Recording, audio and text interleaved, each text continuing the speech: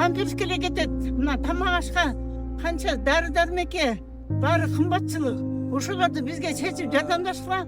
Ушу ата энелер баарыбыз кайрылып атабыз ушундай көйгөйлөрүбүз менен. Садыр Нуркожоевич, Кампио Кыдыршаевич, биз кайрылуу себебибизден ушу майытулуу балдар ата энеси чогулуп атабыз. Дары аябай эле кымбат болуп атат, аябай дарылар кымбат болуп атат.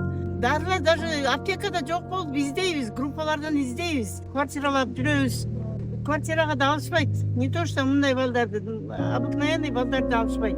Пособия 8 миң аз, бул аз. Мына баары кымбаттап атат. Памперс алабыз, 3 миңге алабыз взрослый памперсти. Ошол маселесин чечип бергиле бизге. Аябай көйгөйлүү маселе болуп атат бизге.